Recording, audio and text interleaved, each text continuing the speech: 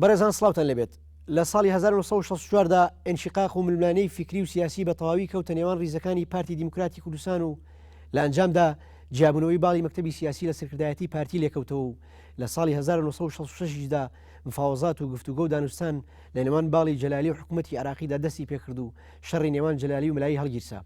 هەروەها لە 11 ئازاری ساڵی 1970 دا ڕێکەوتنامەی یاخود بەیاننامەی نێوان حکوومەت و شۆڕژ ئیمزاکرا و پاش چەندین جەولەی گفتوگۆ دیسانەوە شەڕ و پێکدادان لە نێوان حکوومەتی ئەو کاتی عراقی و شۆڕژدا دەستی پێکردەوە. ئایزان بۆ قسەکردن لەسەر شەڕ و ململانەی ئەو کاتی باڵی مەکتەبی سیاسی و سەرکردایەتی پارتی و ناوەڕۆژی بەیاننامەی 11 ئازاری 1970 و ئەو ڕێکەوتنەی نێوان حکوومەت و شۆڕژ کە ئومێد و هیوایەکی کورتخایەنی ئۆتۆنۆمی لێکەوتەوە و تەواوی ئەو ڕووداوانەی ساڵانی 60 سەدی ڕابردوو و تەواوکردنی تەوەرەکانی ئەڵقەی پێشوو لە ئەڵقەی دووەم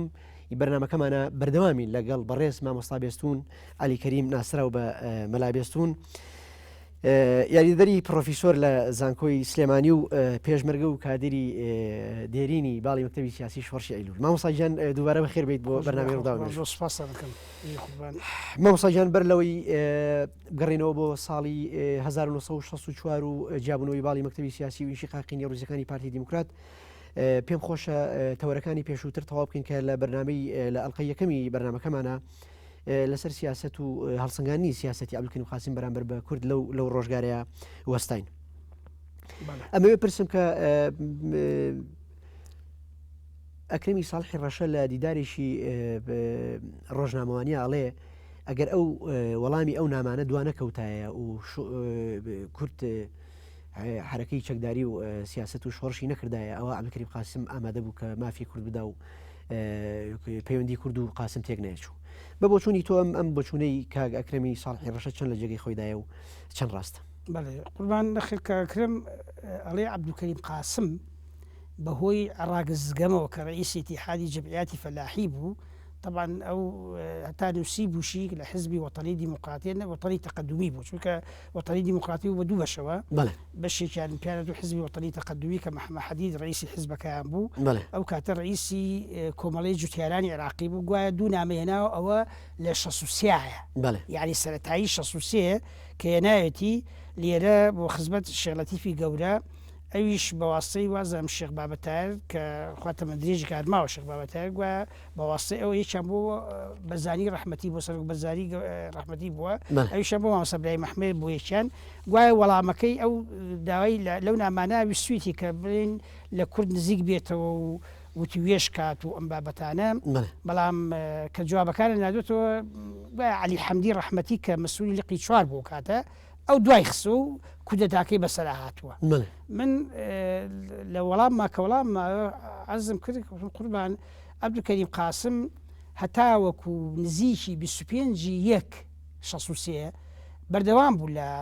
شەڕکردن لەگەڵ کووردا یعنی هەتاکو هجوومێکرا لە ئەزمر هێرشێکی هێنا لە 20 بوو کە چوارتا بگرێ و لەو هجووما لەو هێرشا شکان لەشکرەکەی شکانی توانی بچێتە چوارتەوەمانە و طبعا لە 25/1 پێش ڕەمەزانی ئەو ساڵە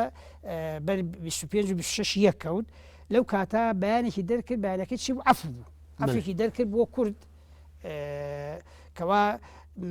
چەک دابنێن بێن تەسلیم بن و عسکەریە هێرش نەکە بە شەرتێ ئەوان هجووم نەکە لەسەر عسکەر و ئەمانە و طبعا ماوەی چ ڕۆژی دانایی کە بڵێن ڕەمەزان و بەواسطەی ڕەمەزان و جەژنیشەوە ئەوەشی بچێتە سەر و ئەمانە ئەوترێ من بیستم چونکە لەو کاتا من پێشمەرگە بووم جەریدەی مەبدەئی داوسایخ کە حزبێکی کارتۆنی هەبوو بەناوی حزبی شووی عێراقیەوەی داوسایخ ئەو کاتە بە هەفتانە دەرەچوو وابزانم ماوەی وەستا و ماوەی دەرەچوانە وتیان لە هاتووە جەریدەیەکی و لە سلەیمانی من دانێکیان بۆ هێناین بۆ دەرەوە نووسی بوویکەوە نیازی زەعیم هەیە لەگەڵ کووردا بکوێتە توێش نامەکان من دوایی بیستم کە نێرا و بەڵام هەتا وەڵام درایەوە کودەتاکەی بەسەرا هاتە کودەتاکەی هەشتی شوبات بەڵێ ئەوێشی شوباتی بەسەر هاتووەمانە یعنی ئەوە نەبوو بڵێ مامۆستا عەلی حەمدی ڕەحمەتی شاردبێتەوە و یا وەڵامی نابێت و ئەم بابەتانە ینی هەتا ئەو وەڵامی ئەو نامان تا گەشت بەوان وەڵام درراوە کورداکی بەسەر هاتووەمانە و عەبدولکەریم قاسم ینی باوەڕ ناکەم نازانێت کە نامەی نردبێ لەو نامانە ویسبێتی شتێ بکەن وەمانە من ڕەنگە لەو ئەخیانە هەستێکی کردبوو چونکە من برادێکم وەختی خۆی لە محکەمەی شەرعی بەغا لە هەفتاکانە لە بەغا لەوێ من کاتزەتی قازی بەغا بوو قازی ئەوەل برادێکم ناوی عەبدولڕەحیم بوو ئەو من خزمی جلال جعفەر القادی خۆ شووعی بوو ئەو کاتە حزبی شووعی لە جەبها بوو من بەحسەکەم ساڵی هەفتا حوتوانە عەبدولڕەحیم طبعا خۆی ڕێز ملاحزین بوو لە شووعی شازم گەرەوە بەس فەقیرە وەزیفەکەی هیچ نەبوو کراوە بە ئەمینی مەخزن لە لای ئێمە لە محکەمە برادری ما خۆش بوو ئەو باسی کرد وتی جلال ئەوقاتی بەڕەحمە بێ کە طبعا لە کورداکەی شوباتە یەکەم کەس بوو کە شەهیدیان کرد قایدی قۆی جەوی بوو جلال جعفر القادی ئەچێتە رووسیا گوایە لەوێ پێ ئەڵێن بە عەبدولکەریم بڵێ لەگە کووردا ڕێنەکەوێ ئێمە چەکی ناینێ شەکی عێراقی ئەتیمادی لەسەر رووسیا بوو ئەو شتێکی وای باسکەوتی کە جلال قاداتەوە بە عەبدولکەریمی وتووە کە شتێکی وا مەسەلا بڵین لەگە کووردا هەوڵ با کڕێ بکەی و ئەم بابەتانە ئیتر داعی لەو سەروهینە ئیمکانە عەبدولکەریم مەسەلا نیازێکی بووە بەڵام فریا نەکەو ینی کورداکەی بەسەر هات هەشتی شوباتوانە بەڵێ مامۆستا بێستون بەڵێ دەوترێت دوای ئەوەی کە قاسم پشت لە کوردەکە و بەتایبەت دۆستایەتی لەگەڵ مەلا مستەفا تێکەچەوە ئەو خان و کۆشکەی کە پێیاوە لێ ئەسێنێتەوە ئۆتۆمبیلەکەی لێ ئەسێنێتەوە و ناوێت چاوی پێ بکەوێت لە بەغا دوای ئەوەی کە لە سۆڤێت ئەگەڕێتەوە ئیدی خوا لێ خۆشم مەلا مستەفا ناچارە بێت کە بەغا بەجێ بێڵ بگەڕێتەوە بە کوردستان و شۆڕشی ئەیلول ڕابگەینێ بەر لەوەی بچینە سەر 1960 و هەڵگیرسانی شۆڕشی ئەیلول ئەمەوێ بپرسم کە لە 61 یەکەمین حرەکەی چەکداری دەوترێت حرەکەیەکی چەکداری وستنەوەیکی چەکداری ڕوبەڕووی سوپای عێراقبنەوە دەربەندی بازیان ئەو حرەکەی شیە بوون و چێ بوون سەرپەرشتی ئەو سوتەوەیان کرد خۆی جوڵانەوەکە واقعەن جوڵانەوەیکی مەشبوه بوو ینی بین سەر حەقەت ئەو عەشایرانی کە هەبوون ئاغاکان کام ئاغا مەسەلا بڵین عەشایری پشدەر بەڵێ عەشایری ئاکوان مەسەلا بڵین بڵباسیەکان ئەرزی بە خزمەت دەکەم لای ئێمە مەسەلا بڵین عشرەتی میراڵی و سمال و زێری و ئەم بابەتان بڵین جاف ئەو ڕێز عەشایر و شتانە بەگشتی زۆری بەعزێکیان تەمان لەسەر قانونی ئیسلاحی زراعی هەتا عەباسی مەمەنداغا ئەو بۆ عاجزی بوو خەریب بچێ بۆ ئێران بعضێ چونکە ئیسلاحی زراعی واقعەن پارتی لەوە بڵین ڕێیەکی هەبوو ئەو قانونە کە دەرچوو کوردستان زۆری شاخ و داخە ئەو حەق نییە لە کوردستانە بەو شێوەیە کە لە جنوبا تەطبیقەکرێ لە کوردستانیش تەطبیق بکرێ ئەمانە بەعزێکیش هەرە جومەرەش خەڵق مەسەلا بڵین زۆر بە ناشرینی جوڵانەوە وای کرد بعضی ئاغا حتا قسمێکیان چوونە ئێران و دەستی ئێرانیشی هەرتیا هەبوو بۆ هاندانیان و ئەمانە لەو کاتانە ئیتر ئەو تەجەموعەکە کرا تەجەموع عەشایری و ئەمانە بەڵام پارتیش لەو وەزعای ئەو کاتە طبعا جنابی مەلاسای ڕەحمەتیش کە بڵێن عەبدولکەریم قاسم کە لوتی یەکرد لە مای سیایترینی بەجێهێشت بەغای بەجێهێشت گەڕایەوە بۆ بەرزان ئەو عەشرەتانەی کە نەیاریان بوو چەگاری کردن و دژی ئەوانی وەستان و ئەم بابەتانە لەو کاتانە یعنی بڵین ئەگەر حرەکەی ئەوان حرەکەیەکی مەسەلا بڵین گومان لێکراویش بێ بەڵام بەنسبەت کوردەوە عەبدولکەریمی سیاسەتەکە چەوت بوو یعنی لەو کاتە ئەرزی بە خزمەت دەکەم مجموعی تەجەموعی کرا تا حاجی ئیبراهیم وان بە سیارە ئەوە بوو ئۆتۆمبیلێکی زۆر لەم سلەیمانی و ڕۆشن چوونە بەس حاجی ئیبراهیمی چەرمەگایە بەڵێ ئەویشی تیا بوو یعنی چ بڵاغاکان بڵین کە خاڵوانی من چوە تەرفی سەفا لە تەبی سەفا لەوێ لە ماڵی حاجی مستەفای تەبی سەفا کوبلێکیان مامجلات و قسەی بۆ کردن بۆ ئەو عەشایر و شتا چ مامجلات ئەمر قەبزی بۆ دەرچوو بوو قەبزی بۆ دەرچووانە قسەی بۆ کردن کەوا هیچ نەکەن پەلاماری حکومەتدان ئێمەمانەیە بە وتوێژ بە قسەکردن بەمانەیە لەگەڵ حکومەتە پێک بینوانە شێ بەڕاستی مامۆستا برایی و بەعزێ لە ئەندامانی مەکتەبی سیاسی ئەو کاتێوە نیە ئێمە پەلاماری حکومەت بین و شەڕکەین و ئەم بابەتانە پەیوەندیەک ببوورە هیچ پەیوەندیەک هەبوو لەو ڕۆژگارەیە بە ئەم حرەکەی دەربەنی بازیان و شۆڕشی ئەیلولەوە نەخۆ شۆڕشەکە لەوە ناشۆڕشی ئەیلول کە لە یانزەی هینا حکومەت هێرشەکەی هێنا یانزەی ئەیلولە خۆی چی بوو بڵێن بەعزێ لە ئەندامانی کۆمیتەی ناوەندی و مەکتەبی سیاسی پارتی بوون تقریبا دوو بەش بوون مام جەلال و بەڕەحمە بێ کاعومەر دەبابە و بەڕەحمە بێ مەلا ماتۆڕ و ئەمانە کەیفیان بەوە ئاهات کەوا پشتی معنی ئەم عەشایرە لەگەڵا بن و پارتی بەسەری ئازار بێ بیکا بە شۆڕش زدی حکمی عەبدولکەریم قاسم وبعضێک ئەڵێن وە مەلایەم سەفای ڕەحمەتیش حەزی کردووە چووی عەباساغای خۆشەویست عەباساغا ئەمر قەبزیە بوشتیە بوانە حەزی کردووە کە هانی یاون وەلو خۆی بەهینی ئاشکرای گوم پێم خۆش نییە هیچ بکرێوەمانە ئەڵێن بازێکەوە ئەویش هانی یاون لە ژێرەوە کە شتکەن و تەجەموعاتکەن و ئەم بابەتانە کەواتە ئەم بزوتنەوە چەکداریەی دەربەندی بازیان بزوتنەوەیشی ناڕێکخراوە بوو ینی بازیان نەبوو تەجەموعەکە تقریبا ماونیوێک لە پێشینا لە پێشی 11 نوە لە مای هەشتەوە کۆمەڵ بەنوەرەداری عشرەتی پشدەر و منتیقەی پشدەر و ئاکۆیان وانە حل لە ڕێی کۆیە و هەولێرە و گرتبیان هەتا ڕێی خەلەکان و تاش ڕێی ڕانیەوەمانە لەوێ سەر جادەکار قوربان وەکو سەیرانی شەگاریانە بێتە خۆ ئەمی چەکی چەپرەکوانەش بوو کەمی تیا بوو چەکی چاکی بێ ئەمی چەکە خۆراخر بوو مەسەلا هۆڵەندە بوو هێوا بڕا تاپڕی پێ بوو بێت ئەم بابەتانە ئەنجا عەرزەکەم لەوێ مەسەلا چاڵیان لە حیوان سەر ئەبڕا ئەمەی ئێمە مەسەلا بڵێن لای ئێمە بە میراڵی و بە قەرەوەیسی و بە کۆمەی و سمال و زێری و ئەمجا بەعزێک بڵێن لە جاف عاشەتی چۆغاسمالیوانە ئەوان لە منتیقەی دەربەنی بازیان بوو ئەمجا لە منتیقەی دەربەنی خانیش هەر کۆمەڵ هەبوو کۆمەڵی حەمەڕەشی خان و جافەکان و بەگزاکانی بەعزێک بەگزای هەڵەبجەوانە هەتاکو چەگاری شەعولکەریمی کرپشنش بە ڕەحمەبی وشی تیا بوو لەوێ هەبووەمانە ئەمە پێش ینی بڵێن تقریبا مەسافەیەک دەوامی کرد ئەم هینە بەنەوبەداری هەر کەسە شتی بووە ئەنگوی بچن بۆ ئەوێ بۆ لەوێ لەسەر جادە بن حکومەت جوێی نادا ئەمە جوان نادا هیچ شتێ بەسەر جادەکان ئەو چەگاراتە دیاری بوون لەسەر جادەکان ومانە ئەمە لە مای هەشتەوە خایانی لە بیرم من لە 3 نوە بوو 3 نۆی 61 من لە خزمەت خاڵە حاجی برایمە ئەو کاتە چوین بۆ خەلەکان لەوێ وتیان متصرفی سلەیمانی ئەو محافظ پێیان مصرف عەبدولهادی صالح مختار هەبوو کابرایکی نەتەوەپەرستیش بوو ئەو مصرف بوو وتیان یێت ئەوێ بزانێ مەطالیبی ئەم خەڵقەت چییە جوابیان نادوێ مە کە چوین ئەو ڕۆژە لە بیرمێ 3 نۆ ڕۆژ یەکشەمە بووەمانە لەوێ لە منتیقەی خەلەکانە و ناوچەی بەزن لە چاخانەیە بوو لەوان لەوێ کۆمەڵ بوو عەباسی مەمەنداغا و لەگەڵ هینا لەگەڵ شێخسەنی بۆسیێرا بەڕەحمە بن ئەم دوانە نوێنەر بۆ قسەکردن عەبدولهادی صالح المختار کە مصری بوو چی لەگەڵا بوو عەقید محموود خەفاف ئامر حامی سلەیمانی بوو ئەوسا سلەیمانی فەوجی عەسکەری و پیانە و حامیە عەقید محموود هیری بۆ کرد تەرجەمەی بۆ کرد وتی داخوازی و شتان چییە ئەوان داخوازیەکان چڵ کردو لە پێش 6 نقطە لە 3 نقطە وتیان ئەمانەوە ئیسلاحی زراعی نەکرێ لەم هینە یا تەجیل کرێ دۆنم هەڵگیرێ دۆنم هەبوو بۆ توتنوانە هەڵگیرێ ئەمجا بەروبوومەکانمان باجی زۆر نەخرێتە سەر یەک دوو داخوازی باشانە بوو داخوازەکان ئەو بووکەوە ئەو خەڵقی سجنە ئەو خەڵقی کەوا سژنە و ئەمر قەبزانەیە مانەی کە ئەمر قەبزیان بۆ دەشوە وازیان نەبیێنێت سژ و شتەکان بەرڵا بکرێن ئەمە شەی باش و حاجی برایمی بەڕەحمە بێ وتی کاکە ئەوە مەطالیب نییە داوای مادە 3 بکەن حاجی برایمی بەڕەحمە بێ هاواری کەوتی کاکە ئەوە مەطالیب نییە مادە 3 دەستور ئەوە گرنگە حاڵی بووی لەوێ بەڕەحمە بێ عومەر دەبابە لەوێ بوو عومەر دەبابە لە سجن ڕای کرد بوو سجن بوو ڕای کرد بووەمانە هاتووە ناو عەشایرە لەوێ بوو ئەمە دەبابە هەستا تەمەنجلی کوردی لە بەرابوو بە عەرەبیەکی جوان پێی وتی سیادة المصرف هذه مو مطالب الشعب الكردي وتي انت منو پێی وتی تۆ چیت مصرف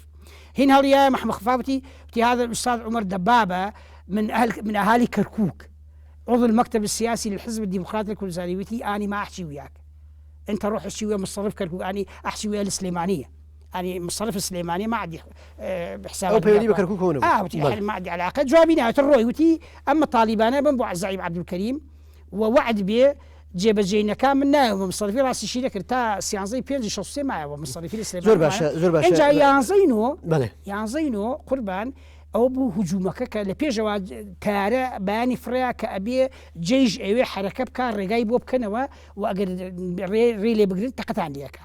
ئەیتر قوربان کە هێرشەکە هات خوارەوە لە شیوەسو لای ئێمە لە منتیقەی دەربەری بازیان لەوێ بەڕەحمە بی حاجی مەجید ڕۆستەم کە برای حاجی برایم بوو و برای چۆخاسمایی تەلان کاکە حەمید شەهید کە لەوێ شەهید کراوەمانە حسێن بەجی ئیسماعیل زێری وازم چوار کە شەهید کران من ئەو سیانم ئەو دوانم لە بیریەوەمانە لەوێ شەڕێکی باشا کرا سیلتفانە لە شیوەسوود شوورێکی هینە مەسەلا بڵێن دی و دڕوانەیە ئێمە مەسەلا بەڕەحمە بی حاجی برایمان طبعا تۆزێ بڵێن قورس بوو لای چوارسمان ئەوان هەر لەسەر شاخەکە بوون ئێتر خەڵکەکە ڕای کرد خەڵکی نەزانین کارە خەسفی کردوانە لە ڕێی خەلەکانوانەوە زەمزەلامی بریار بوو لە منتیقەی ئەوە هەر هەمووی هەتاکو چێتە ڕانیە جێژ ڕۆی گرتی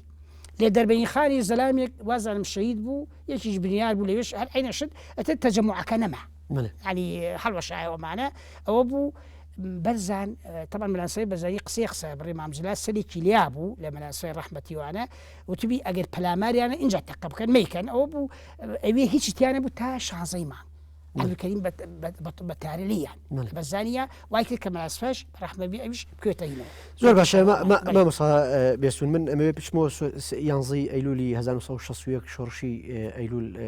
دەست پێکە کە شۆڕشی دووەمی بارزانەکانەوە بە شۆڕشی ئەیلول ناوزەت کراوە. ئەگەر بکرێت باس لە چۆنێتی سەرهەڵدانی ئەم شۆڕشە شۆڕشەکە قوربان و عەرزم کردی ئێستا من باسێەوە بۆ کردی وتم کەوا دوای ئەو تەجەموع شتە کە بڵاوی لێکرد کوردی بڵین بەڵام خەڵقەکە عەشایرەکە مەسەلا مانەوە مەسەلا بڵین مەلاسای بەرزانی پاس 3 ڕۆژ کە هجووم کرایە سەری ئەوانە ئەو بوو ئەو لەگەڵ جەماعەتێکا شێغامە حەزی نەکرد کە هین بێ مەسەلا بڵین شەڕ لەگەڵ حکومەتاکەوە شێغامە وەکو باسییان کرد ئەو بەرەو لای حدودی لای زاخۆ ئەوانەش و قسەیە کراوتیان گوایە داوای کردووە کە وەکو لاجی لە سووریا وەربگرێ بەس من بە عەقڵمان ناچێ پیاوی وەکو بەلاسای ڕەحمەتی ئەو داوای ئەوە بکە نازانم بەڵام لە منتیقەی بڵێن بەرواری بالا و ئەو ناوچانە بەڕاستی خەڵقی ئەو ناوە ینی قارەبانێتێکیان نوان خەڵقێکی زۆر لەگەڵ مناسبە مەسەلا بەچەکە و لەگەڵ یابرووانە یعنی لەوێ توانیان لە منتیقەی بادینانە ئیتر ئەوە بوو مەسەلا هەتاکو وازم فەوجی عسکەریان شکان لە زاویەتە گیرە منتیقەی سەسەن گیرە یعنی لەوێ بەڕاستی توانیان کە بیکەن بە شۆڕشی چاکوانە لە ناوچەی لای خۆشمان منتیقەی شاورایەتی دۆڵی شاورایەتی بازاغاوان لەوێ بوون لە مانگی 12 مەکتەبی سیاسی پارتی کۆبوونەوەیەکیان کرد لە ئاوەڵان لەوێ بڕیاری شۆڕشیانە ئیتر شۆڕشەکان ناونا شۆڕشی ئەیلول و پارتی هەوڵیا کەوا لە بڵێن مۆرجێکی عەشایری دەری بکا بیکا بەهینێکی شۆڕشێکی نیشتیمانی مەسەلا بڵێن مۆرجی حیزبایەتی بەسەر بێ کە پارتی خۆی قیادەی کا ئەم بابەتانە ئیتر لەوە شۆڕشەکان ناونا شۆڕشی ئەیلول بەناوی کە لە 11 نەوە دەستی پێ کردووە وەلا ماوەیە کە عەبدولکەریم قاسم لە ئیزاعا باسی کرد وتی تەواو حەرەکەکان تەواو بۆمانە و هەتا قسەیەکیان وتیان ئەوستا گوتیان مەلانسفا لە حدودی هین کوژراوە و لە حدودی تورکیا و ئەمانە و ئاشتێکی وایەکی واشان کە لە ئیزاعا شایعێکی وای بڵاو کردەوە شایعێکی وایشان بڵاو کردەوە باشە مامۆستا بێسوون دەوترێت عەبدولکەریم قاسم هەوڵی تیرۆرکردن و کوشتنی خوا لە خۆشبوون بەلا مستەفایەوە لە ڕێگەی حەسەن عەبوودەوە ئەو هەوڵە چۆن بوو ئەگەر بەڵێ ئەمە قوربان خۆی واقعەن من وەکو بۆم باس کردی حزبی شووعی ئەگەر بڵین لە ناحیەی وەستوزە سەلبی بوون طبعا بە حکمی ئەوەی کەوا حرەکەکە بەنسبەت ئەو ئاغانەوە کەوا حەسابن بە جوڵانەوەکە حرەکەی بە حرەکەیەکی کۆنەپەرستی ئەبینی لە پێشا و بەتیبارکردنە و دەستی ئێرانشی تایە ئۆمانە و دەستی ئینگلیزی تایە ئەمە لە لیوای سلێمانی وابوون بەڵام لە لیوای هەولێرە لە بیرم شۆ لیوای هەولێر لە هەولێرە زووتر کە هین کوژرا سدیق میران لە مای دووە کاوانیەکان لەگەڵ شەمسەدین موفتی و مەلاماتۆر وانە هەزوو لەوێ لە منتیقەی سەفینوانە تەرجەموعیان هەبوو لە پێشەژمان لە پێشمانینوە ئەمجا لە پاژەوە عەریف سلەیمان وان کە عەریف سلەیمانی شێخ محەممەد کە لەم بەینا پار بوو وەفاتی ئەمری خوای کردوانە ئەو عەریفی شوڕتە بوو طبعا ئەو لەگەڵ مەجموعەیەکە خەریب النەقل بوون ئەوانیش مەجموعەی پۆلیسیان بەس چوون لەگەڵیان نابن ئەوانە لەوێ ئەو تابعی نەبوو یعنی هەتاکو حزبی شووعی لە منتیقەی هەولێر ئەو جوڵانەوەی بە جوڵانەوەیکی پێشکەوتوخواز ئەبینی وەکو دەستوری ئەملا نەبوو ئەمانە ئەزی بە خزمەت دەکەم ئەفسەرە گەورەکانی حزبی شووعی من بیستم ئەو کارەیە بۆ منی جێراوەتی جەلال ئەوقاتی سەر بە شووعی بوو کە قائیدی قۆیژەوی بووتی ڕازی نەبووتی من یەک تارە نانێرم بۆ سەرین بۆ سەر کورد یەک تارە من لە من دەچێت عەبدولکەریم هەستا لە کەرکووک چی کرد بە ئامری قائیدەی جەوی هەردان تکریتی لە کەرکووک لە مووسڵ حسێن حەیاوی تکریتی بوو لە حەبانی عارف عەبدوڵڕەزاق کە ئەمانە هەموویان دوژمنی کورد ئەوان تاریانە لە کوردیانە دەبزانە مەسەلا ئەمجا حەسەن عەبوود وابزانم خۆی ئامر موقعی مووسڵ بوو طبعا ئامر لیوای 11 پێوە لە موقعی مووسڵ حەسەن عەبوود پەیوەندی بە حزبی شووعی هەبوو و طبعا لە هینیشا لە کاتێکا کە جێش شۆ بەرزان لە مێرگە سوور ئەو مقەدەم وهەبیە لوقمانی کوڕی مەلاسای گرت سژنێ گرتی بەدیری بڵیان بەغا حەسەن عەبوود بعضێ لە چەگارەکانی نارەکانی عەشایرەکانی و ئەزەم زێباریەکانی ویستیان تاڵان و شتکەن توی دەمانچی خەڵک کێشاوتی هەچ کەسێک بیەوێت تعدا لە یەک کەس بکاوتی مێشێ هین مەخوار و نەیەشت حەسەن عەبوود موقفێکی پیاوانەیە بوو دۆستی کورد بوو حزبی شووعی وازانم من طبعا ئەوی کە بیستم عەریف سەعیەکە بوو عەریف سەعی خوافی کە ئاغژلەری و ئەوسا لە دەرەوە پێشمەرگە بوو برادەر بووین عرف سعيد وجه رام زول لقال حسن عبود ابوتي كدواي اويك عبد الكريم قاسم تجميدي كردو خسيب عهده اداره وامانه وتي ابو سمير يعني بيوتي كركلا سمير زول لقال ابو دوساته وتي مسلم لي تي زول عاجز وباسي بوكردم وتي من حزم كنا ميك ناربو برزاني رحمتي بو جلامي من الاسباب كازك منال بواسطه مطرانيكي قشيكي قاولوا كتم يما تو مثلا يشي ولد وسكاني عبد الكريم قاسم مثلا بلين شاكي شي بو بس ايوا هاتنتو ايوا باريزري جمهوريه بني اسحاق اما جوانيه مثلا بالعمل بجمهوريتي العراق بكري بالعمل عبد الكريم حزه كم كتصالح من لبين عب ودي بازاين رحمتي جوابي يا بتي من زور بي خوش الشام بي بكري وما دمت شي بلي من قال تيجي خوامك طبعا عليه من وتي حسن عبودي من عبد الكريم قاسم بواسطه قايدي في القيد ومحمد عبد الرزاق اقداركر ايج اذا كان جيش احمد صالح عبدي وايج اقداركر وانا بزعيمي عم بزعيمتي قيناك بابشي شو شاني ندير بنزايمته بس ملان صبي عقلو تيجشبو حزري كذبو شو لك قريب وتي بيجرامو زو خوش ابو بيجرامو وتي من طبعا خوما وتي هنا برد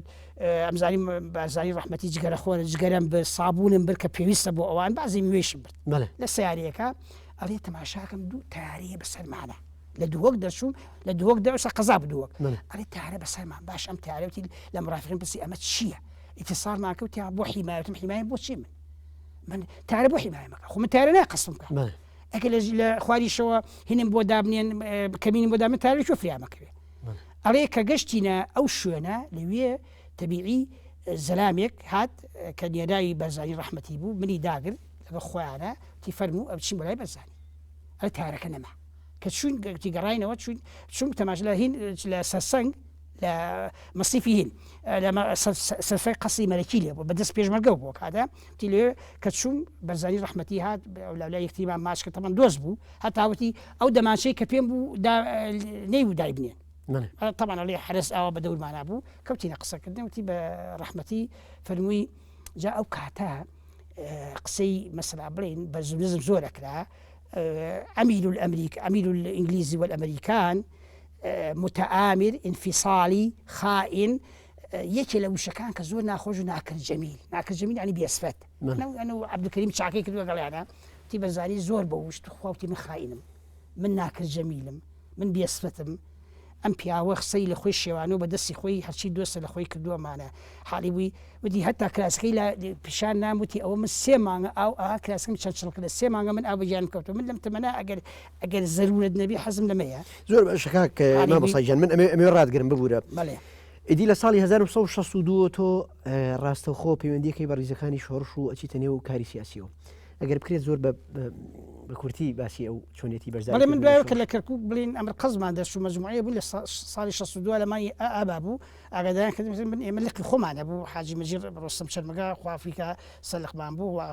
حین بوو تەمەن من کاتبی ئەویش بووم شوکەوان خوێنەوار بوون شاعر بوونوانە لەگەڵیان بووانە من جا لەو پلانە کە بەڕابردی سیاسیوانە ئێمە لەگەڵ ئەوانە بووم بڵین لە مای هەشتەوە پێشمەرگە بووین هەتاکو تقریبا 66 کە جیابوونەوەکە بووە ئەمە هەر لەگەڵ ئەوا بووم لە 66 تا هەفتا هەر لەگەڵ حاجی مەجیاب بووانە ئێمە طبعا 62 شۆڕش کە من هاتمە دەرەوە پەرێسە نەبوو بەڕاستی پۆلیس یعنی زۆر جێگای ڕێز و تەقدیرن مەخفەرەکان مەرکەزەکان هەمووی تەسلیم بوو مامجلاب لە ناوچەی سۆرانە بەرزانی لە ناوچەی بادینانە بەڕاستی خەڵقێکی زۆری لەگەڵا بوو شوێنێکی زۆری بەدەستەوە بوو لە ناوچەی سۆرانیشا بڵێن ناوچەی بڵێن مەرکەزی شۆڕەکانی چوارتا و پێنجێن و ماوەت و ئیتر ئەم مەنتیقانە هەمووی دەورێکی زۆر باڵای هەبوو یعنی دەورێکی باڵای هەبوو لەوەی کە شۆڕشی بە تەواوەتی شۆڕش بڵاو بوو واسع بوو پەرێسە نەبوو هەر لە زاخۆ تا خانەقین بڵێن سنوێکی زۆریان بەدەستەوە بوو تەنها هینەکان نەبێ بڵێن ئاوا قەزا و شتەکان نەبێ هەموو لەژێر دەستی زۆر باشە مامۆستا بێستون لە هەشتی شوباتی 1963 دیسانەوە کۆتیتایەکی دی سەربازی لە عێراق ڕوادات بەڵێ دژی عەبدولکەریم قاسم و ئەو کات عەبدولسەلام عارف دێتە جێگەی ئەو دەبێت سەرۆکۆماری عێراق ئایا پەیوەندی نێوان کورد و عەبدولسەلام چۆن بوو لەو دەمەیە بەراورد بە سیاسەتی قاسم بەرامبەر بە کورد بەڵام پاش ئەم ناوەڕە وەڵامی پرسیارەکەم بەرەوە بەرەزان پشوویەک وەرەگرین و دواتر بەردەوام بین.